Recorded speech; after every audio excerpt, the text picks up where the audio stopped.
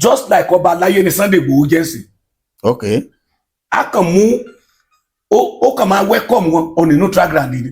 Okay. Gẹ́gẹ́ bí aláṣẹ ìlú ẹkùn security outfit.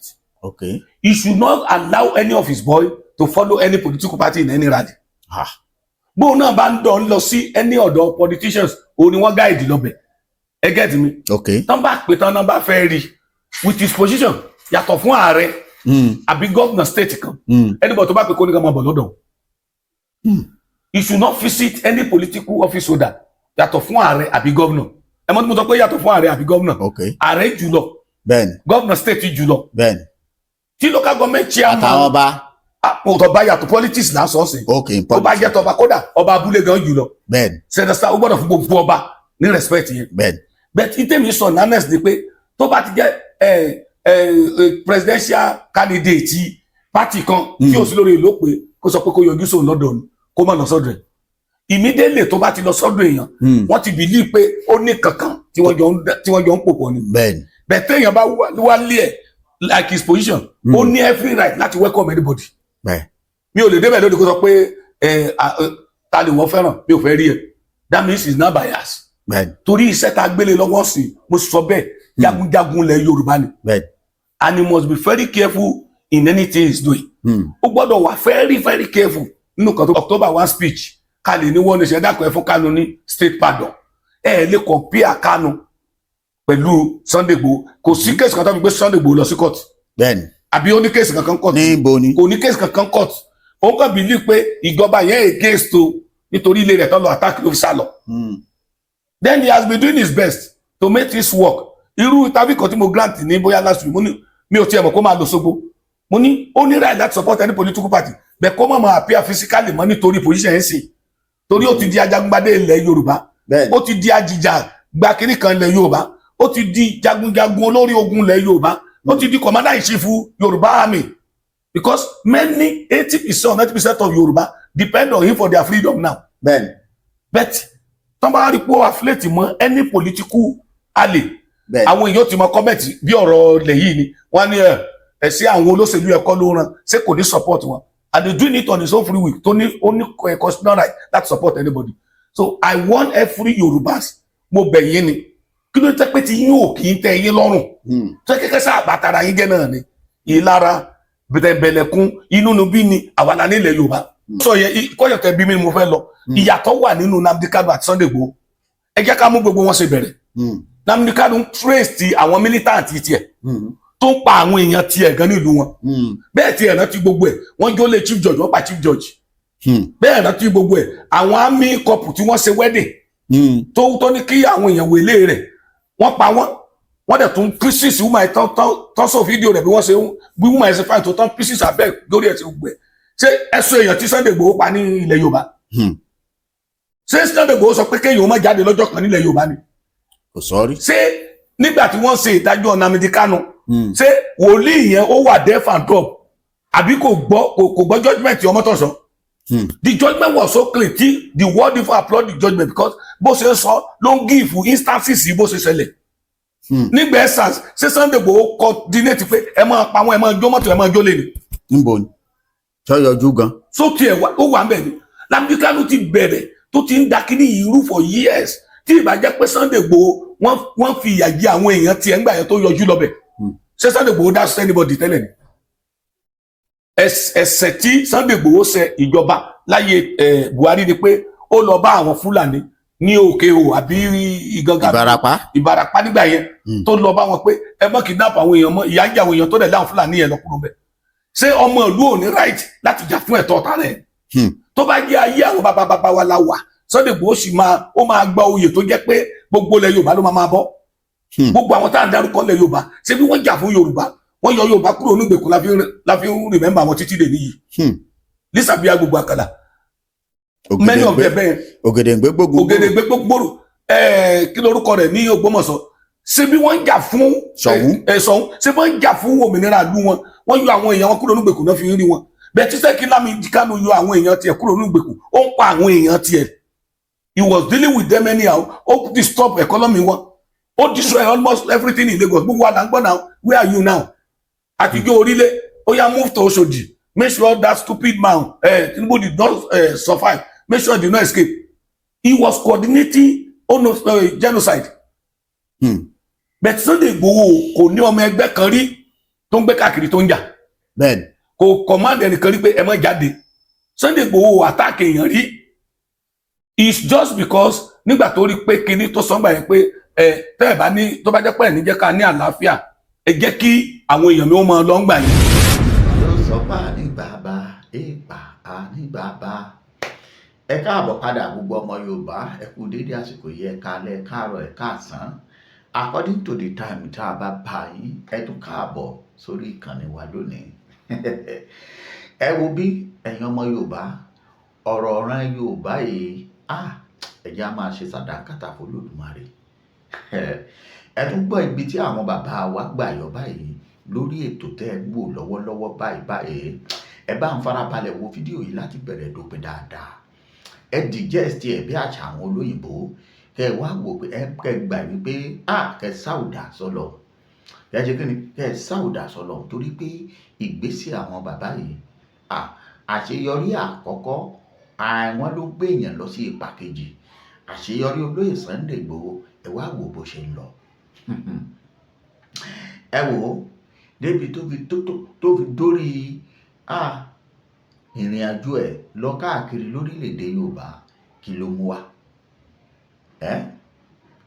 Ọ̀ṣọ́ọ̀sì Aláyémi Sànà Àdìsá ọmọ Adádìkún Sàmọ́ Ṣàngódù Ọ̀ṣọ́ọ̀sì gbogbo ilẹ̀ Yorùbá approve and kí la tún pè náà kí la tún lè fi wé authentic confirmed ẹ gbọ́ nǹkan tí àwọn kábíyèsí sọ jàre ẹ má jẹ́ ń gbà yín lásìkò gẹ́gẹ́ bí ẹ ṣe mọ̀ ọba àṣà àti èdè ilẹ̀ Yorùbá ọba Adéyẹmí Olúwafẹ́mi ẹ̀rọ ìbánisọ̀rọ̀ wọn nìyẹn ẹ lè fẹ́ béèrè lọ́wọ́ bàbá ẹ jẹ́ ń gbé yín débẹ̀ ẹ jẹ́ á wọlé sórí ètò gangan ẹ bá rí i pé ẹ wo fídíò yìí láti bẹ̀rẹ̀ títí dópin ọ̀yá ẹ̀ ń ṣó bẹ́ẹ̀. TV ìkànnì tó ń ṣojú gbogbo ọmọ Yorùbá nílé lóko ẹ ṣé tẹ̀ ń wò wá. ẹ̀yin tí ẹ̀ ń gbọ́ mi nílé His Special Majesty ààrẹ ọba ambassador Dr. Adéyẹmí Olèmí jẹ́ ọba àṣà àti èdè ilẹ̀ Yorùbá olúwayé sọ̀rọ̀sọ̀rọ̀ tí ó fi rà rẹ̀ joyè ọmọ sọ́nà olùpàmọ́sí nípínlẹ̀ Kwara ṣùgbọ́n Èkó ni mo fi ṣe ibùgbé. Ẹ̀rí ọ̀rọ̀ tí bàbá sọ yìí a mú wa padà sí ìlú Kwara nínú àwọn ọ̀rọ̀ wa torí pé wọ́n lẹ́ni bá mojú ògún báyìí nípa obìnírè tó ó ṣe bí òwe ẹ̀yìn àgbà bàbá àmọ́ ẹja bẹ̀rẹ̀ níbi báyìí láìpẹ́ yìí kó tó di àdìbò nípínlẹ̀ Ọ̀ṣun àmọ́ mo rántí wípé ìbò yìí kún bí ọjọ́ kan àbọ̀jọ́ méjì lẹ ṣàdédé lẹ jáde sórí afẹ́fẹ́ lórí pílátọ́ọ̀mù yín láti ṣe àwọn ìkìlọ̀ kan fún àwọn ará Ọ̀ṣun tó sì jẹ́ pé ó dàbí pé wọ́n padà gbọ́ ìkìlọ̀ yẹn àmọ́ lẹ́yìn ọ̀rọ̀ ẹ̀yìn ní ìwòyí ẹ̀dáyà àná ní ọjọ́ 29 oṣù kẹjọ tá a wà yìí ni gómìnà tí ó dìbò wọlé ìyẹn gómìnà Adémọ́lá Adélékè Jackson lọ gba ìwé ẹ̀rí tó sì lọ fi hàn kábíyèsí ọba àti Àtaọ́jà tìlú Òṣogbo tí ìròyìn wá kàn wá pé tó láti bẹ̀ lọ làwọn kan ti ṣínà ìbọn bo gómìnà bàbá gẹ́gẹ́ bí ọba gẹ́gẹ́ bí ọ̀jọ̀gbọ́n tó ti rìn káàkiri ọ̀pọ̀lọpọ̀ orílẹ̀-èdè ẹ dákun ǹjẹ́ irú eléyìí tọ̀nà nílẹ̀ Yorùbá àti wípé tírú nǹkan báyìí bá tẹ̀síwájú kí ni yóò jẹ́ àfojúsùn wa àti kí lẹ rò pé yóò ṣẹlẹ̀ síran Yorùbá tẹ́lẹ̀ tó bá yá.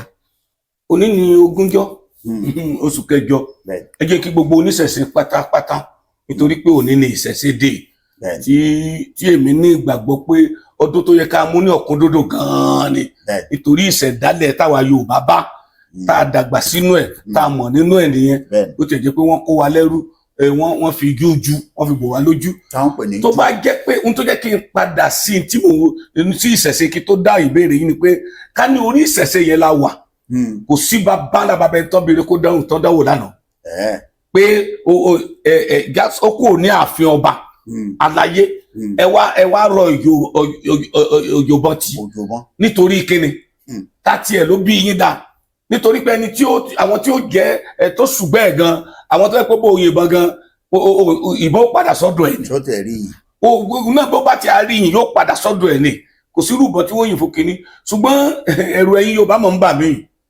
ẹ̀rù àwa Yorùbá mọ̀ ti ń bara wa ṣéṣe pé àwa Yorùbá èpè yìí mú wa lóòótọ́ bí mo ṣe máa sọ ṣéṣe pé pè yìí ń jà lórí wa lóòótọ́ ṣé a tún fẹ́ padà sí ìgbà ayé wẹ́ẹ̀tì ẹ̀ nígbà ayé Akíntọ́lá àtàwólọ́wọ̀ ni ṣé orí wo pé nílẹ̀ Yorùbá ni tó pé àwa ni scapegoat àwa ni wọ́n máa ń lò ní gbogbo ìgbà àwọn elédè mi ó sì wo wọ́n sì sọ wá dadìyẹ wọ́n sọ wá di ajá wọ́n sọ egungun kan sáàrin wa àwa máa já gudugudugudugudu bẹ́ẹ̀ ni odidi ẹran bẹ lọ́dọ̀ tí wọ́n tán jẹ o wọ́n dàgbàdo sáàrin adìyẹ wa àwa máa sára wa nísàkúsà ọpọlọ wo wà ní pé mọ́ ẹ dákun tó bá jẹ́ pé opposition olú àtàkì Adémọ́lá Adélékè Jackson lánàá ṣé tí wọ́n bá succeed tí wọ́n pa Adélékè ṣé wọ́n gbé kí lorúkọ ẹ̀ ṣé wọ́n gbé ipò yẹn fẹ́ lómi fún ẹgbẹ́ mi kò ṣeé ṣe. ṣé bí dápútì ẹ̀ náà máa gbé fún ọ̀dà kọ́ọ̀dù náà ló sì máa wà bẹ́ẹ̀ mú àṣù ọ̀yìn bẹ́ẹ̀ bá jẹ́ èèyàn ló rán àwọn tó lọ lánàá kí wọ́n má dánwò mọ́ o nítorí tí ẹ bá dánwò ẹ fẹ́ bà gbogbo ilẹ̀ Yorùbá jẹ́ ni o nítorí àwọn alátìlẹyìn rẹ̀ náà ò ní jókòó à ń pariwo nígbà tí ìbò fẹ́ bẹ̀rẹ̀ nínú ìbò yẹn mò ń sọ fún yín pé sẹ́yìn Yorùbá ò lọ́pọlọ ni ìjọ wo lẹ gbọ́ pé ìbò ń para wọn lórí pé wọ́n fẹ́ dìbò ìjọ wo lẹ gbọ́ pé wọ́n para wọn lé Haúsá torí pé wọ́n fẹ́ dìbò wọ́n ṣe ń sàásì àríbi tí wọ́n ti demonstrate ní Kano àdúrà ti demonstrate ní Kaduna wọn ò demonstrate ní Onitsha wọn ò demonstrate lẹ́nugu wọn ò demonstrate ní Port Harcourt wọn ò demonstrate ní Ìgbò kan kódà àwọn àbúrò mi tó wà ní Kano sọ pé iná 1 million iná 10 million àwọn Haúsá béèrè lọ́dọ̀ sẹ́nitọ̀ wọn tó jẹ́ pé lẹ́yìn ìgbà tí wọ́n parí SARS kínní wọn ẹni tí òrò mú lọ nínú wọn ló mú 200,000 lọlé lówó tán gàdà lọ́dọ̀ sẹ́nitọ̀ gbogbo wọn nígbà tẹ́mi sọ fún wọn gbà yẹn pé state fi ń jó station jó gbogbo ẹ̀ kí ló dé tẹ́ ẹ̀ lọ àtàkì àwọn tó sojú yín tí wọ́n kó gbogbo palliative pamọ́ sílé náà fi yà á jẹ yín wọ́n lọ bá olóògbé Mọ́rẹ́nikẹ́ William kọ́lọ̀ fọ̀rùn kan tó bá ṣe tó dáa nígbà yẹn wọ́n lọ sọ pé èmi ni mò ń instigate yẹn pé kí wọ́n máa lọ bá àwọn olóṣèlú lé Jagaba Jimoh Àjàó gbà yẹn wọ́n lọ bá ń lé mi mo ní pé kí wọ́n lọ àtàkì ẹ̀ lé. gbogbo wọn ti kú. gbogbo ìtẹ́mídẹ́ sọ fún wọn gbà ni pé station tẹ́ ẹ̀ ń jò yìí ẹ̀yin lẹ́ jìyẹ ẹ̀yin lẹ́ máa jìyẹ wọn ò ní gbé ọmọ Fáṣọlá wọn ò ní gbé ọmọ Tinubu lọ sí station kan àwa ara wa náà ni wọn kò lọ wọn ò lè mọ́mọ́ tèmi gan lọ kò ní bí wọ́n pè wọ́n kí tó pé DPO pé IPO ọlọ́ọ̀dúnjọ́ wọn mọ̀ ṣe tí ò dáa wọ́n ní ọmọ yìí ní sẹ́yìn má bínú ẹ jẹ́ kàn dá padà bẹ́ẹ̀ kí ló dé táwa Yorùbá ò kì í ronú àti dìbò at least pẹ̀lú ìbò tí wọ́n dì àìdá kódà kí wọ́n mú gbogbo council vote kí wọ́n kọ fún APC ò sì lè win. ẹ ṣúọ ni àwọn ọmọ. then ẹ̀yin wèrè tẹ́yìn àtàkì èèyàn yìí kí lẹ fẹ́ gé níbẹ̀ torí olórí ibú ní wèrè ní gbogbo ẹ̀yìn tẹ́sí àtàkì yẹn mo ṣe interview kan atọ́kùn mo dé ta ẹnìkan ń pè mí pé kí n wà careful o àwọn èèyàn tí mo àtàkì ilé mo ní mi ò àtàkì I am just giving good and reasonable advice to us kí a ní ọpọlọ ká mọ̀ kẹta sí. Now president ti pe APC ní president bó tẹ̀ jẹ́ pé ààrẹ Tinubu sọ pé òun ó ṣe president olóṣèlú kan ààrẹ gbogbo Nàìjíríà ló ó dẹ̀ fi hàn pé lóòótọ́ ààrẹ gbogbo èdè ààrẹ gbogbo Nàìjíríà ló ó pe Adémọ́lá Adélékè tí ò tí tó 1 hour tí wọ́n declare rẹ̀ pé congratulation ló kú oríire oyè bá ń jí àbí kí lórúkọ ẹni tí wọ́n bá ra wọ́n dìbò náà ó ti congratulate ẹ̀ ẹ dákun kí ló kù tẹ́ ń wá kí lẹ fẹ́ pa fún kí lẹ yìn níbọn fún kí lẹ ṣẹ̀ tó sẹ̀yìn kí lẹ gbà lọ́wọ́ ẹ̀ àwa Yorùbá ẹjẹ́ àronú o ẹjẹ́ àronú o ẹjẹ́ àronú o tó bá continue báyìí ayé tá à ń jẹ lọ́wọ́ sí pàwọ́ la wà ń bẹ̀ àjìyẹ tí ó sùn wa o nígbà ayé Awólọ́wọ̀ ẹ̀wà ru ayé tá à ń jẹ èyí Yorùbá yìí náà lẹ́ẹ̀dá gbogbo ẹ̀rú tí gbogbo ẹ̀ fi di yánmọ́yánmọ́ táwọn ẹ̀ fi lu opportunity àti advantage yẹn tí wọ́n fi mú Awólọ́wọ̀ lọ sẹ́wọ̀n takilọ tọ́lá fi lọ àjìyẹ títí dè ní o torí àwa ni aṣíwájú ní gbogbo èdè tẹ́lẹ̀ àwa la kọ́ ní the first university the first television station the first cocoa house ilé tó ga jù ní gbogbo Africa gbogbo oríṣiríṣi ńgbà yẹn bẹ́ẹ̀ ẹ̀dá gbogbo ẹ̀rú àwa la bá máa jẹ́ America of Nigeria títí dè níyì ẹ̀yin olórí ibú iná ni ẹ ti tún bẹ̀rẹ̀ lásìkò yìí o ẹ ti tún bẹ̀rẹ̀ lásìkò yìí o ẹ má fa Yorùbá sẹ́yìn ọmọ wa ni ààrẹ mo sì ń repeat atọ́kùn ó yìí sì fún wa láti lọ bá Tinubu láti sọ grievance wa UK elédè mi ò wà ń bẹ̀ lọ ṣé nígbà Buhari wà ń bẹ̀ ṣe alìbáwọn sọ irú tá a ṣe é sí ni ṣé tí àwọn èèyàn dánwò lórí online nísìn ṣé wọ́n lè dánwò láyé Buhari àbáyé Ọbásanjọ́ ní ibo ni bẹ́ẹ̀ tí màá yí bá sọ pé òun understanding a rí gbogbo tó ṣẹlẹ̀ náà a rí pé òun náà Tinubu ò gọ sẹ́yìn ẹnìkan kò dẹ̀rẹ́ nìkan níṣẹ́ pé ẹ lọ dà lúrú kí ló dé tí ẹ̀yin wá fẹ́ da ìlú ti yírú tẹ fẹ́ sọ Yorùbá lẹ́nu nígbà tí wọ́n dìbò ti kí lorúkọ rẹ̀ Anambra tí Soludo wọlé ṣe gbọ́jà lẹ́niwé àní. níbo. Èkìtì gan ta sọ pé wọ́n lé wọ́n ṣe gbogbo ẹ̀ nígbà dìbò Èkìtì ṣe gbọ́jà níbi kankan ni. òpó òfololo tó tẹ promise wọn ní security bí títí campaign tó ní security lòun ó mú wọlé ọwọlé ìbò insecurity ńgbà tó ìbò ló yí lérí. ẹjẹ ṣàlàyé kan fún mi àwọn Yorùbá ẹ má jẹ́ ká di àná orísun gidi ní Òṣogbo ibi tá a fi yan gan ní Òṣogbo kí ló dé tá fẹ́ borúkọ ara wa jẹ́ mo bẹ̀ yín mo bí ọ̀tún mo bí òsì bí mo ti sọ ní ìbòkù ọ̀tún láyé pé àwọn olóṣèlú tó ń lò yín ẹ̀yin tó ẹ̀ ń gbébọn ẹ̀ ṣe méètì wọn o ẹ̀ wúlò fún wọn o mo fi Ọlọ́run ọba bẹ̀ yín ẹ̀yin ẹ sọ fún kan ní wọn pé I love your daughter bẹ́ẹ̀ bí ọjọ́ Yorùbá mọ́ bá yín ọjọ́ ilẹ̀ mọ̀ pé ẹ̀ kì í ṣe lẹ́fù wọn rárá ṣé wọ́n tó bá travel lọ lóyìnbó wọn mú yín lọ́wọ́ ni bí wọ́n kódà bí wọ́n lọ Àbújá ṣé wọ́n mú yín lọ́wọ́ ni ibi wọ́n ti lè lò yín pé bàbá ò náà nìyẹn àkílódé tẹ̀ lu ọpọlọ yẹn dákun gbogbo ẹ̀yin ọmọ ìpínlẹ̀ Ọ̀ṣun ó wá kẹ̀yìn lọ́balọ́ba ó kẹ̀yìn olórí àdúgbò ó kẹ̀yìn baálẹ̀ ó kẹ̀yìn kí náà tó pé àwọn tó kù local government chairman ẹ̀yin olóṣèlú ẹ pé gbogbo àwọn èèyàn yín ẹ pè wọ́n lákòókò yìí pé ẹ má sọ ìpínlẹ̀ Ọ̀ṣun lẹ́nu ẹ má sọ Òṣogbo lẹ́nu. àwọn olórí ẹlẹ́sìn. ẹ̀yin olórí ẹlẹ́sìn ẹ stop preaching nonsense preaching ẹ má ríran òsì mọ́ ẹ̀yin pastor dandan kọ́ ni ká ẹ ríran. tọ́lọ́wọ́ bá fi ràn wọ̀nyí ẹ dúró ẹ mẹ́sẹ̀ ẹ rí dínkù ara yín ni. you are ridicule yourself ọjọ́ ìlẹ̀ gbọ́ babaláwo tó di parí tó sọ pé njẹ́ ó ṣẹlẹ̀ sí Tinubu rẹ̀. àǹfààní mélòó lẹ́rí tó ríran pé njẹ́ ó ṣẹlẹ̀ sí Tinubu ni àwọn pastor náà ni. gbogbo rẹ̀ tẹ́ wá rí náà pàbó ni kò bọ́ sí kankan ẹ dákun àwọn Òṣogbo ni mò ń bẹ̀ lọ́wọ́lọ́wọ́.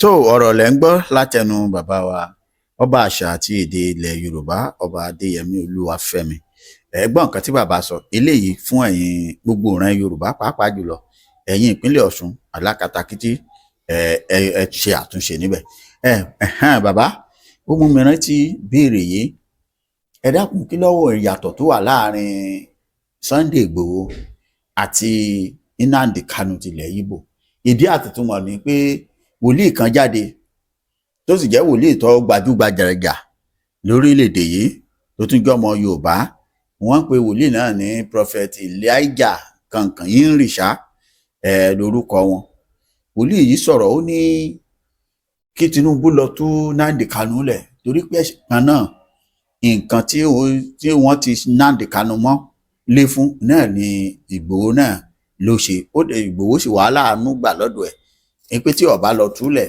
nǹkan báyìí ní ọ̀sẹ̀ ẹ dákun sà ohun tèmi fi béèrè ni pé ìjẹ́ ṣé lóòótọ́ ni tí ìwà kan náà ló wà láàrin olóyè Sunday Igboho àti Nnamdi Kanu máa sí. atọ́kùn bàbá.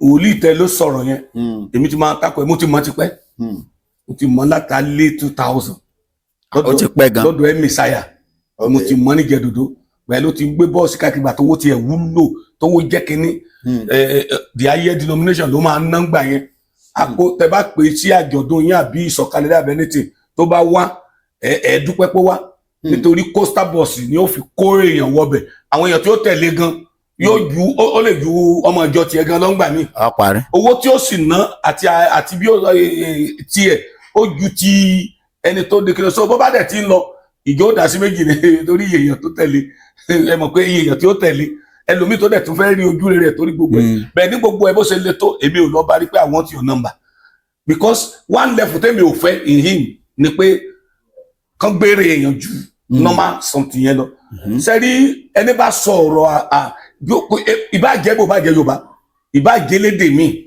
anybody tó bá compare Ìgbòho pẹ̀lú Nnamdi Kanu ọpọlọ rẹ̀ ò pé ọpọlọ ẹnìyàn ò pé ẹnìyàn ò nírònú ẹnìyàn ò mọ nǹkan tó ṣe ẹ wo gbà tí Nnamdi Kanu tó ti bẹ̀rẹ̀ tiẹ̀ bóyá wòlíì tẹ sọ yìí torí mo ti wọ ọ̀nà ńgbà kan pé kó máa ríran sọmọ àjọ ẹ̀ àtàwọn èèyàn tó ní problem ṣé ìpè tiẹ̀ ní kó máa ríran tó lóṣèlú orí owó ni tó bá ti jí láàárọ̀ ọjọ́ kan yóò ríran sí Peter Obi yóò ríran sí wọ́n ti porúkọ ẹ̀ Tinubu yóò ríran sí Kwakwaso yóò ríran sí àwọn tó sáà ní orúkọ tó wà ní ipò òṣèlú lòun máa ríran sí kò tí ì rí èèyàn tí ó wà nínú ìjọ rẹ̀ tí ó ríran sí pé lọ́la wàá soríire kò ríran pé lọ́la mọ́ jáde kíní kan ó ṣẹlẹ̀ báyìí sí kíní bẹ́ẹ̀ ti rán tí wọ́n oníran kó níran èsì ìbòrè palmpation ni kì í ṣe ìran lórí gbogbo ètò sọ lọ́sùn kò sí tó sọ nínú tó sẹ́ni gbogbo ẹ̀ so irú tó sọ yẹn kọ́yọ̀tẹ̀ bí mi ni mo fẹ́ lọ ìyàtọ̀ wà nínú Nnamdi Kanu àti Sunday Igboho ẹ jẹ́ ká mú gbogbo wọn ṣe bẹ̀rẹ̀ Nnamdi Kanu ń trace ti àwọn militant tiẹ̀ tó ń pa àwọn èèyàn tiẹ̀ gan nílùú wọn bẹ́ẹ̀ tiẹ̀ rántí gbogbo ẹ̀ wọ́n jólè chief judge wọ́n pa chief judge bẹ́ẹ̀ rántí gbogbo ẹ̀ àwọn army couple tí wọ́n ṣe wedding tó ní kí àwọn èèyàn wèlé rẹ̀ wọ́n pa wọ́n dẹ̀ tún pieces woman tọ́sọ̀ fídíò rẹ̀ bí wọ́n ṣe bí woman ẹ̀ ṣe fáìn tó tán pieces abẹ́ lórí ẹ̀ ti gbogbo ẹ̀ ṣé ẹ̀sùn èèyàn tí Sunday Igboho pa ní ilẹ̀ Yorùbá ṣé Sunday Igboho sọ pé kéèyàn má jáde lọ́jọ́ kan nílẹ̀ Yorùbá ni kò sọ́rí. ṣé nígbà tí wọ́n ṣe ìdájọ́ Nnamdi Kanu ṣé wòlíì yẹn ó wà deaf and dumb àbí kò gbọ́ judgement Ọmọ́tọ̀sọ́ the judgement was so clear tí the world even applaud the judgement because bó ṣe sọ ló ń give instances bó ṣe ṣẹlẹ̀ nígbà ẹ̀sán ṣé Sunday Igboho coordinate pé ẹ máa pa wọn ẹ máa jó mọ́tò ẹ máa jó lé ni. níbo ni sọyọjú gan. so tiẹ̀ ó wà ń bẹ̀ ni Nnamdi Kanu ti bẹ̀rẹ̀ tó ti ń da kíní yìí rú for years tí ìbàjẹ́ pé Sunday Igboho wọ́n fi ìyà jẹ àwọn èèyàn tiẹ̀ ńgbà yẹn tó yọjú lọ́bẹ̀ ṣé Sunday Igboho dá anybody tẹ́lẹ̀ ni ẹ̀ṣẹ̀ tí Sunday Igboho ṣẹ̀ ìjọba láyé Buhari ni pé ó lọ bá àwọn Fúlàní ní Òkè-Òwò àbí Ìbàràpá nígbà yẹn tó lọ bá wọn pé ẹ má kidnap àwọn èèyàn mọ́ ìyà ń jẹ àwọn èèyàn tó dẹ̀ láwọn Fúlàní yẹn lọ kúrò bẹ̀ ṣé ọmọ ìlú ò ní right láti jà fún ẹ̀tọ́ ọ̀tá rẹ̀ tó bá jẹ́ ayé àwọn bàbá wa la wà Sunday Igboho sì máa gba oyè tó jẹ́ pé gbogbo ilẹ̀ Yorùbá ló máa bọ́ gbogbo àwọn tá à ń darúkọ ilẹ̀ Yorùbá ṣé bí wọ́n jà fún Yorùbá wọ́n yọ Yorùbá kúrò nígbèkùn la fi ń rìmẹ́mbà wọn títí dè níyì lísàbíà gbogbo àkàlà many of them bẹ́ẹ̀ Ògèdèngbé gbogbo kí lórúkọ rẹ̀ ní Ògbómọ̀ṣọ́ ṣé bí wọ́n ń jà fún Ṣọ̀ún ṣé wọ́n ń jà fún òmìnira ìlú wọn wọ́n yọ àwọn èèyàn wọn kúrò nígbèkùn náà fi ń rí wọn bẹ́ẹ̀ tí sẹ́kì Nnamdi Kanu yọ àwọn èèyàn tiẹ̀ kúrò nígbèkùn ó ń pa àwọn èèyàn tiẹ̀ he was dealing with them anyhow ó disturb economy wọn ó destroy almost everything in Lagos gbogbo àdàgbọ́n now where are you now àtijọ́ orílẹ̀ ó yá move to Oshodi make sure that stupid man Tinubu did not survive make sure he did not escape he was coordinating genocide but Sunday Igboho kò ní ọmọ ẹgbẹ́ kan rí tó ń gbé káàkiri tó ń jà bẹ́ẹ̀ni kò command ẹnìkan rí pé ẹ má jáde Sunday Igboho attack èèyàn rí it's just because nígbà tó rí pé kinní tó sọ́ngbà yẹn pé tẹ́ ẹ̀ bá ní tó bá jẹ́ pé ẹ̀ ní jẹ́ ká ní àlàáfíà ẹ jẹ́ kí àwọn èèyàn mi ó máa lọ ń gbà yẹn and I mentioned it in my interview then that is not never in any position láti declare Yorùbá nation I said it that time àwọn èèyàn bẹ̀rẹ̀ sí ní attack mi mo ní sísọ tó sọ ó kàn give mọ́ kí lórúkọ ẹ̀ light sí Yorùbá nation ó jẹ́ káwọn èèyàn tó ń wà jíàrọ̀. torí àwọn kan ti bẹ̀rẹ̀ tẹ́lẹ̀. àwọn èèyàn kan ti bẹ̀rẹ̀ àwọn èèyàn kan ti ń gbé lẹ́tà lọ United Nations Home tẹ́lẹ̀ àwọn ti ogbó ẹ̀ bẹ́ẹ̀ nítorí pé òun sọ kínní yẹn lẹ́bi líìkì ẹ̀mọ́ Nnamdi Kanu. At that time ọjọ́ kan tó sọ statement kan tó sọ pé ẹsẹ̀ kínní of Nnamdi Kanu immediately mo wọ́n ọ̀nà ẹ̀ òun yẹ pé awé don't mention Nnamdi Kanu again. kọ̀ọ̀kan ẹ́. kò ká ẹ̀ tiẹ̀ sí ní the same category ẹ̀ sí the same level. kò tiẹ̀ sí tó payé pọ̀ òun militant ló ìwọ ajàfẹ́tọ̀ọ́ ènìyàn ni ẹ. bẹ́ẹ̀ni. so wòlíì tó ríran pé kí Tinubu ó fi Kanu lẹ̀ mo fẹ́ béèrè kan lọ wòlíì yẹn primate Elijah Ayọ̀délé Iri ẹ jẹ́ sọ kínní kan fún yín sà a ní different level of government we have presidency we have judiciary we have legislative arms legislative arm wọ́n dúró fúnra wọn judiciary dúró fúnra wọn ni. bẹ́ẹ̀ni. Tinubu ò ní any right lórí wọn dájọ́ fún yẹn wọn ò dájọ́ fún yẹn. bẹ́ẹ̀ni. then kì í ṣe Tinubu ló mú Nnamdi Kanu o. ẹ̀wọ̀n mọ̀. kéèsì ti wà Tinubu bá ń bẹ̀ ni o. bẹ́ẹ̀ni. sígbà tí wọ́n dájọ́ Tinubu lọ sí kóòtù pé don't dájọ́ again but the only thing they can do now ni pé ẹ lè pẹ́ Tinubu kọ́ só ní agbára under constitution kó fún ní state pardon. bẹ́ẹ̀ni. bóyá tẹ́ máa pé bàbá kótó October 1 speech ká lè ní wọ́n ní ṣẹ́dákọ̀ ẹ̀ fún Kanu ní state pardon ẹ lè compare Kanu pẹ̀lú Sunday Igboho kò sí kéèsì kan tó fi gbé Sunday Igboho lọ sí court. bẹ́ẹ̀ni. àbí ó ní kéèsì kankan court. níbo ni. kò ní kéèsì kankan court. ó kàn bìlí pé ìjọba yẹn against o nítorí ilé rẹ̀ tó lọ attack ló fi sá lọ. then he has been doing his best to make this work. irú interview kan tí mo grant ní bóyá last week mo ní mi ò tiẹ̀ mọ̀ kó máa lọ sógbó. mo ní ó ní right láti support any political party bẹ́ẹ̀ kó má máa appear physically mọ́ nítorí position ẹ̀ ń sìn. torí ó ti di ajagungbadé ilẹ̀ Yorùbá ó ti di ajìjà gba kínní kan ilẹ̀ Yorùbá ó ti di jagunjagun olórí ogun ilẹ̀ Yorùbá ó ti di commander in chief Yorùbá army because many 80% or 90% of Yorùbá depend on him for their freedom now. But tọ́ba rí pé ó affiliate mọ́ any political ally àwọn èèyàn ti mọ comment bí ọ̀rọ̀ ilẹ̀ yìí ni wọ́n ní ẹ̀sìn àwọn olóṣèlú ẹ̀kọ́ ló ràn ṣé kò ní support wọn and they doing it on his own free will tó ní only constitutional right that support anybody. So I want every Yorùbás mo bẹ̀ yín ni kí ló tẹ́ pé tí yín ò kì í tẹ́ yín lọ́rùn tó kẹ́kẹ́ sáà bàtàrà yín jẹ́ náà ni ìlara bẹ̀lẹ̀kún inú ni bí ni àwa la nílẹ̀ Yorùbá bẹ́ẹ̀ ṣe ń wo fídíò mi àwọn tí ò mọ̀ mí rí wọ́n mọ̀ praise mi àwọn tí ò rí mi rí àwọn tájọjọ́ mọ̀ ẹ̀yà tájọ wá láti ibìkan náà ó di jẹ́ ló rẹ̀ àtàtà ni ó máa sọ ó fẹ́ gbéra rẹ̀ ju bó ti yẹ lọ ni sí comparison láàárín Nnamdi Kanu àti Sunday Igboho because they are not doing the same thing. Ẹ ṣeun tó ọ̀rọ̀ lẹ́ ń gbọ́ látẹnu bàbá wa ọba àṣà àti èdè ilẹ̀ Yorùbá ẹ láǹfààní àti pẹ̀rọ ọ̀bánisọ̀rọ̀ wọn bí mo ṣe máa ń sọ lórí ohun tó bá rú yín lójú ìbéèrè tẹ́ ẹ bá fẹ́ béèrè ẹ̀rọ ọ̀bánisọ̀rọ̀ bàbá òun rèé kẹ́ pè wọ́n bàbá ẹ kú iṣẹ́ ẹ kú òun lórí ọ̀rọ̀ tẹ́ ẹ sọ tán láìpẹ́ yìí òun ni òun ó tún gùn lé wípé olóyè Sunday Igboho ó ń lọ ká ó ti di ajagun gbadé ó ti joyè bàbá wa kábíyèsí tó ní Bàrígà ti ìlú Bàrígà ọba Àkànbí Timson Gbọ́láhàn Jagunmólú Bàrígà ẹlẹ́ẹ̀kẹta wọ́n sọ̀rọ̀ pé oyè kan ń bẹ tí wọ́n ń pè ní Ògúnìsì àbí wọ́n dárúkọ Ọ̀ṣúnìsì of Yorùbá land wọ́n lóyún òun lọ lórí ogun 6,000 years ago ni wọ́n ti jẹ́ gbẹ̀yìn lẹ́yìn ìgbà tí ẹni tó jẹ́ gbẹ̀yìn ti lọ wípé Sunday Igboho ló ní lọ́wọ́lọ́wọ́ báyìí èmi fẹ́ béèrè lọ́wọ́ yín sà gẹ́gẹ́ bí ẹ̀yin tẹ́ ẹ ti rí ìrírí oyè jíjẹ ǹjẹ́ tí olóyè Sunday Igboho bá jẹ́rú oyè yìí tí a sì ní Ààrẹ Ọ̀nà Kakanfò tó wà ń bẹ̀ ẹni ṣé kò ní sí wàhálà ẹlẹ́ẹ̀kejì ọgbọ́n wo ni olóyè Sunday Igboho lè dá sí ọ̀rọ̀ àwọn olóṣèlú dé yìí ṣé mọ̀ pé ẹgbẹ́ òṣèlú OPC òun ni bàbá wa Bọ́lá Ahmed wà tí wọ́n sì já wọn ni wọ́n túlẹ̀ ìbéèrè mi nìyẹn ṣé ọgbọ́n wo ló lè dá sí ọ̀rọ̀ pé torí wọ́n ń lọ ọba mo tún gbọ́ pé candidate APC kan lọ́ba ìkan pè ní Ọ̀ṣun ọkàn fìrí lásán ni pípa gbé pé ọwábẹ̀ so tí Ọ̀yọ́ ti lọ́ba gbogbo wọn lọ ka mọ́lé pàápàá ní South West tí wọ́n fẹ́ kó wá ṣiṣẹ́ fún àwọn ọ̀nà wo ló lè gbà gẹ́gẹ́ bí àgbàlagbà. Wọ́n àmú ti sọ kiri kan atọ́kùn. Bàbá. He should free and release himself from anything politics, active politics. Tí ó ṣe é ṣe ṣá. Ó ṣe é ṣe. So understand ó ṣe é ṣe pátápátá.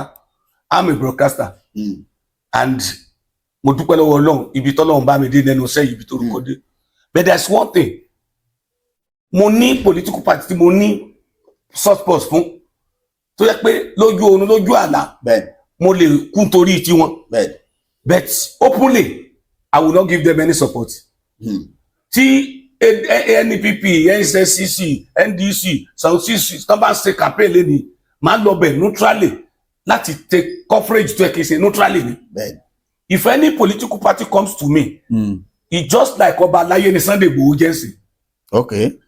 A kàn mú ó kàn máa welcome wọn on a neutral ground ni. Okay. Gẹ́gẹ́ bí aláṣẹ ìlú ẹkùn security outfit. Okay. He should not allow any of his boy to follow any political party in any rally.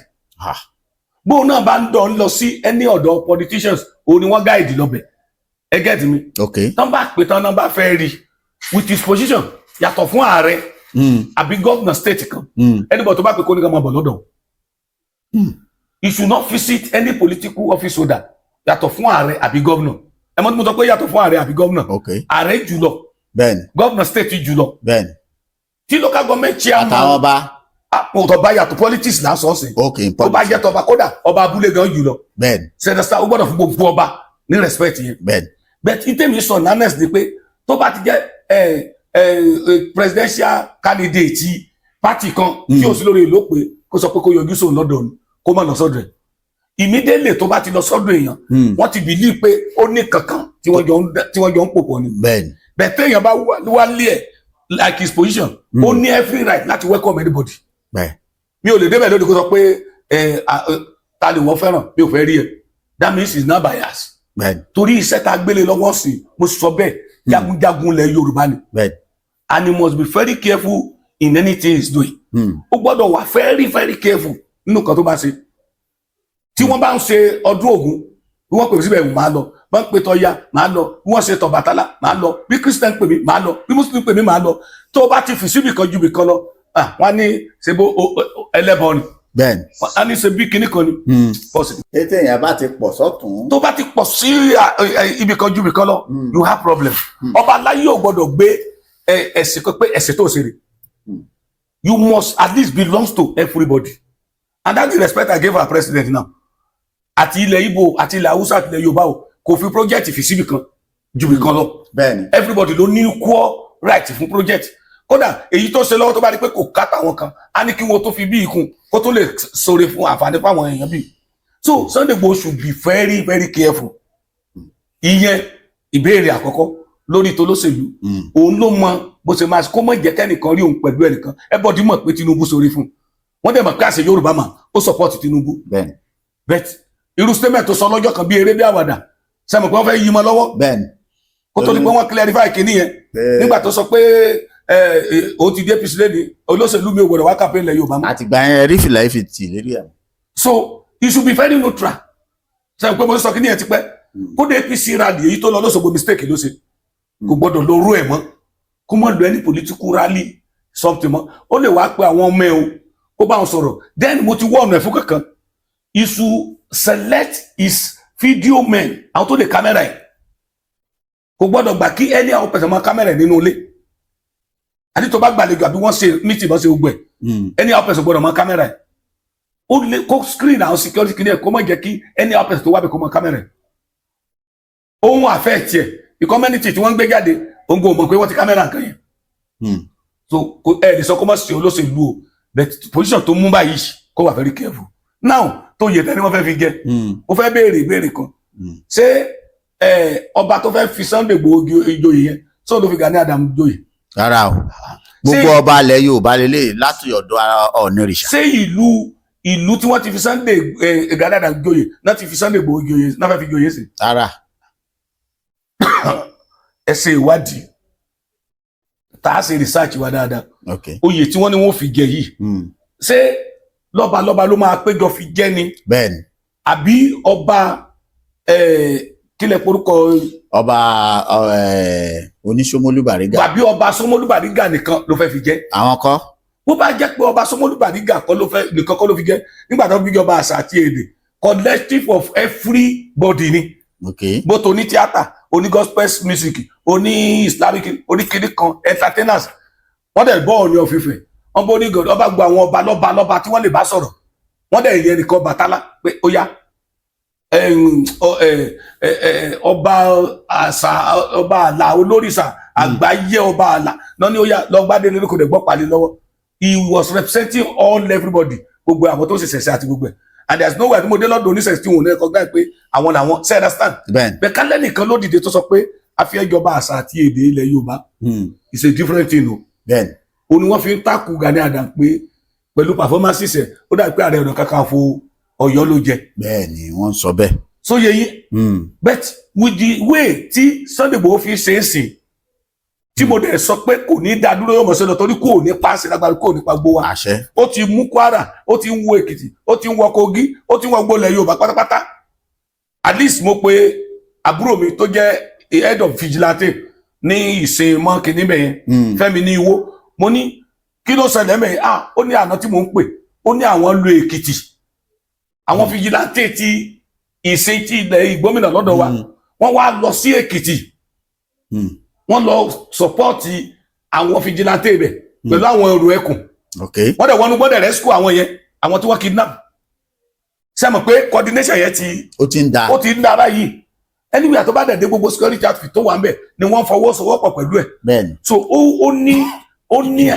àmúyẹ láti fi jẹ oyè tí ó kọfà gbogbo tí ó encourage ẹ̀ pé ó represent gbogbo Yorùbá ni tí wọ́n bá wádìí kíní yẹn pé ọba tó sọ̀rọ̀ ṣe akúrí náà ń bo ọba ti mọ̀ pé kíní yẹn tí kó tó sọ síta ó ti wá díẹ̀ lọ́jọ́ tó ti pẹ́ bóun náà bá wá jẹ tán kó má sọ̀rọ̀ ẹ̀ di Mr. White kó má di ceremonial oyè ló jẹ. òun ẹ wọ white dáadáa tẹ́lẹ̀. kódà ó lè máa wọ black ó lè sọ̀rọ̀ ẹ̀ di Mr. Black sáà mọ̀ Mr. Black. ohun ibi tí mo fẹ́ lọ nìyẹn. ohun tí mo lọ kó má sọ̀rọ̀ ẹ̀ di Mr. Black pé white or black pé bó bá ti di irú aṣọ kan tó wá di pé òun rúgà mi tó bá dé ó ti wá ń bọ̀ òun náà wá di pé ibi tí wọ́n fẹ́ ṣe ọdún pẹ̀lú igi òru fún àwọn afi tilẹ̀. lòun ó gbé débẹ̀ kiri kan wá dé ọlọ́pàá ó ti pọ́n gbé kiri kan tẹ̀lé lẹ́yìn ó tún fúnra rẹ̀ lórúkọ kan tí wọ́n tún máa tẹ̀lé bá fún àbùkúdé o. pẹ̀lú umbrella. àbùkúdé o àwọn tó jẹ oyè jagunjagun nílẹ̀ Yorùbá bá ń bọ ogun lọ́mọ bó ń bọ̀ wá o ẹ ti mọ̀ pé jagunjagun ló mọ̀ o kì í ṣe ceremonial kọ́míkọ́mí o so no matter what happen kò sí ìtàn fi Sunday Igboho jẹ tó àfẹ́ tara wọn gbogbo ìlú ló ní ọsọlọ gbogbo ìlú ló ní ọ̀tún gbogbo ìlú ló ní òsì gbogbo ìlú ló ní jagun kirikmọlú gbogbo ìlú ó lè sọ pé torí pé ìwọ jẹ olúọdẹ ìlú tiẹ̀ àbí akérògùn ìlú tiẹ̀ kó wá ní ojú ẹlòmíì wà lè jẹ ń lu mi no oyè tọ́jà fẹ́ fi wọ́n jẹ ó yàtọ̀ bẹ́ẹ̀ kí àwọn tó fẹ́ fi wọ́n jòyè náà kàn má lù ogun fún wọn torí ìlú ogun tó lè lù ní pé jọ́tà bá fẹ́ fi wọn bá sọ pé oyè tó jẹ lónìí ojú tàdé ọ̀nà Kakanfò lọ wọ́n ti dógun lẹ̀ ó ti joyè jagunjagun ọ gbọ́dọ̀ kí mọ́ o rárá gbogbo yín ẹgbẹ́ kan o a fi ọ́ joyè láti jẹ́ aṣojú Yorùbá láti jagun àjàyè fún wa ní o ẹ ti pọ́nlé ẹ má fi compare ẹnìkan ẹ má sọ pé ó jẹ nìkan lọ ẹ má dọ̀ pé ẹnìkan jù lọ kò ní sí wàhálà. ẹ ṣeun bàbá ẹ kú ohùn ọba àṣà àti èdè ilẹ̀ Yorùbá lẹ ti ń gbóhùn wọn láti bí ìṣẹ́jú díẹ̀ tí wọ́n tún jẹ́ ọmọ bíbí ìpínlẹ̀ Kwara káfílẹ̀ yìí káàdì ọ̀rọ̀ yìí ńlẹ̀ sá bàbá mo fẹ́ béèrè ìbéèrè kan lórí agbègbè ìlú tó àti bí yín tó jẹ́ ìpínlẹ̀ Kwara nígbà tí olóyè Sunday Igboho tó ti lọ sí Kwara tí wọ́n ti dá àwọn ìlú kan tí wọ́n rí pé ó di ahoro gẹ́gẹ́ bí ọmọ bíbí agbègbè yìí sá mo fẹ́ kẹ́ ẹ sọ fún àwọn aráàlú kí ni development tó wà ńbẹ̀ ìyẹn update àwa gbọ́ wípé àpọ̀lọpọ̀ àwọn aráàlú ìlú ti ń padà láwọn tó ìlú ti dàwòrò ṣé lóòótọ́ ni. Òótọ́ ni because pẹ̀lú update mo gbọ́ ẹ rí i pé wọ́n jí mi gbé Kwara kò kọ́ mọ̀mọ́ kẹ́ gbọ́ bẹ́ẹ̀ni especially ní area Ìfẹ́lódùn Ìrẹ́pọ̀dùn yìí sí tó lọ yẹn kò sí irú ẹ̀ mọ́ then Sunday Igboho lílọ rẹ̀ ó ṣe oore kan fún àwọn èèyàn oore tó ṣe ni pé ó wà wéke fìjìláńtì kìíní nínú àwọn èèyàn àwọn fìjìláńtì ẹ̀ wá ní more confidence then àwọn tó select bí ìrù ẹkùn níbẹ̀ tọ́jọ́ ìwọ̀n àwọn èèyàn ti bìí pé with ìrù ẹkùn presence àti àwọn agbára yẹn ó ti dé fún wọn according to my brother ní confirmation tí mo ṣe kódà wọn ní ìbọn tí wọ́n gbé fún wọn èmi ò gbọ́ rí wọ́n ní AK-49 ni torí AK-47 là ń gbọ́ tẹ́lẹ̀ wọ́n ní AK-49 ìyẹn dalẹ̀ rúdù àwọn ní AK-49 ni wọ́n gbé fún wọn ìyẹn dalẹ̀ rúdù wọ́n ní AK-49 ní nínú wọn wọ́n lè select mẹ́ta mẹ́rin tán kó yẹn fún wọn wá àlá àwọn tó kàn máa gbé pọ́ńpàṣà àti kiri kan so with that wọ́n ti succeed láti kọ́ọ̀bù gbogbo area yẹn so irú ìlú bíi Ọ̀bà Ọwọ́ Onírè àtàwọn ìlú kan gbogbo land they were back irú ọmọ tí mo bínú ọmọ bíbí inú mi gan nígbà tí mo pè ní Ìjẹ̀ta ó ló ń wà ní Òrò Àgọ́ and there was nobody at Òrò Àgọ́ before you understand Òrò Àgọ́ ti tú tẹ́lẹ̀ bẹ́ẹ̀ni so according to him ó ló ń wà lóru Àgọ́ láti last week tí ìlú ò bá rọrùn kò ní wà lóru Àgọ́ fódìdí ọ̀sẹ̀ kan then ọpẹ́ pàtàkì lọ́wọ́ ààrẹ Bọ́lá bẹ́ẹ̀ Tinubu fún new army something tó tún dálẹ̀ formation tó dálẹ̀ because tòun àná tí wọ́n dálẹ̀ sí plus ní fún gbogbo ilẹ̀ ìsinmọ́ ilẹ̀ Èkìtì àti Ìgbómìnà in general because with the helicopter bíi méjì mẹ́ta tó wà ń bẹ̀ lè pè pé wọ́n kidnap ní Ìsànlú àbí ní Òkè Ọdẹ àbí ní kí lórúkọ ẹ̀ owó àbí ní gbogbo olùtasọ yẹn kò lè tó 5 minutes tí helicopter máa débẹ̀. tó fi fly. even with full soldiers tí wọ́n bá sì gbé mọ́tò wọn tí wọ́n lọ síbẹ̀ yẹn láti Òmùaran ó ní bòmí tó yẹ pé wọn ò lè lo 10 minutes láti débẹ̀. understand tó bá ṣẹlẹ̀ ní rúkàbà ẹgbẹ́ yẹn under 15-20 minutes. ṣé kò tẹ̀lé tó bẹ́ẹ̀. no with leg.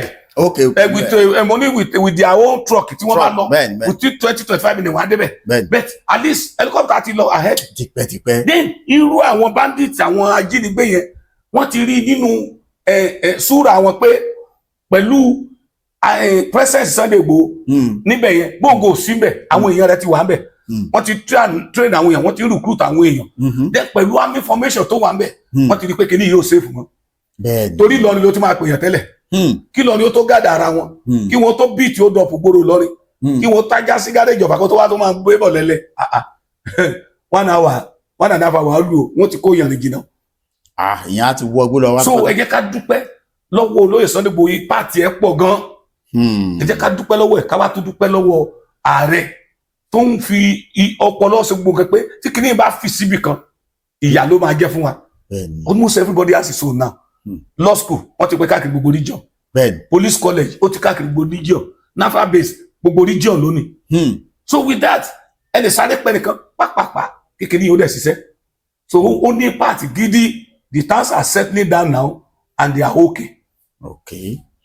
tó bàbá ẹ ṣeun ẹ má bínú mo sọ pé lẹ́ẹ̀kan ṣùgbọ́n mo fẹ́ ìbéèrè yìí sáré wọlé mo sì rò pé àwọn èèyàn fẹ́ gbọ́ ló fi jẹ́ kí ìbéèrè yìí ó sáré wọlé. wọ́n ní tí láìpẹ́ yìí Kwara darapọ̀ mọ́ South West bọ̀ àwọn kan wá jáde wọ́n sọ pé nǹkan tí Tinubu ṣe kò tí ì dáa tó ní pé kí ni ìdí àtúntúmọ̀ ni pé àwọn Kogi pé apá kan more than 60% Kogi pé ara Yorùbá ni wọ́n kí ni dé tí bàbá Bọ́lá Ahmed Tinubu tí wọn ò gé àwọn yẹn náà kí wọ́n kú dà wọ́n pọ̀ mọ́ wa torí bàbá gbọ́ ìtò. bóyá àwọn yóò study map yẹn dáadáa. the new map tí wọ́n ṣe kún ò tí ì ṣe o wọ́n propose ẹ̀ ni sẹ́mọ̀ tí wọ́n fẹ́ fi create region yẹn tó bá come to true lóòótọ́ Kogi wà nínú wa torí rifa Niger ni wọ́n fi ṣe kí lorúkọ ẹ̀ náà fi ṣe demarcation yẹn ìsàlẹ̀ Ọ̀yà state ni wọ́n pè that is àwọn tó wà nísàlẹ̀ rifa Niger wá sàlẹ̀ ń bí báyìí ẹ get mi àwọn gbogbo wa ni wọ́n kó pọ̀ mọ́ra wọn kì í ṣe pé wọ́n kàn select àwọn Kwara nìkan kúrò tó yẹ pé Kwara nìkan ni wọ́n fẹ́ select Ìlá Ọ̀rọ̀gún máa wà ń bẹ̀ náà Ìlá Ọ̀rọ̀gún máa wà nínú àwọn tó wọn mú kúrò torí Ìgbómìnà state làwọn náà máa claim ọ̀la ọ̀rá Ìgbómìnà. ṣé Ìlá yẹn Kogi ló belong ló rárá Ọ̀ṣun state làwọn belong sí. but èyí tá n ká fún tẹ́lẹ̀ Ìgbómìnà state tá n wá tẹ́lẹ̀ ó bẹ̀rẹ̀ láti Ìlá Ọ̀rọ̀gún lọ sí ọ̀rá Ìgbómìnà wá sómù àrán lọ sí Òkè Ọdẹ àti gbogbo ẹ̀bẹ̀ yẹn but ìsàlẹ̀ Ọ̀yà state tí wọ́n create sí rifa Niger seventeen map Nàìjíríà ṣe rí rifa Niger ni wọ́n fi mú wá sálẹ̀ níbi tí boundary Kwara dé tẹ́lẹ̀ so step tí Kwara tó fi mú wọn pé Òkè Ọ̀yà ni sẹ́ńpé Òkè Ọ̀yà ni wọ́n pé wọ́n pa so ní ìsìn ìsàlẹ̀ Ọ̀yà state náà create tí ìsàlẹ̀ bí ó fi pé méje so tó sọ yẹn kò rí ìdí ẹ̀ dáadáa wọn ò lè yọ Kàbà Ìsànlú gbogbo àwọn tó wà lọ́dọ̀ wa ń bì wọn ò lè yọ wọn kúrò nínú state yẹn so wọn ò tún pín ni Kogi state ni ó tún wá tó mú omi ìmọ̀ra wọn àwa tá a wà nísàlẹ̀ Ọ̀yà bíbá yìí is another state entirely. tó ẹ̀yin èèyàn wa nínú ilé ọ̀rọ̀ lẹ ti gbọ́ yìí látẹnu bàbá wa ọba àṣà àti èdè ilẹ̀ Yorùbá ọba Adéyẹmí Olúwafẹ́mi bí mo ṣe ń sọ ẹ pé ẹ̀rọ ìbánisọ̀rọ̀ bàbá ẹ béèrè béèrè tó bá rò yín lójú àtàmọ̀ràn gẹ́gẹ́ bí àgbà tí wọ́n tún jẹ́ onímọ̀ ìjìnlẹ̀ nínú ìran Yorùbá títí ìgbà míì tẹ́ ṣe ní àǹfààní àti bá wọn pàdé àti jíṣẹ́ tẹ́ ẹ rán wa o ẹ ṣé o ó dàbọ̀.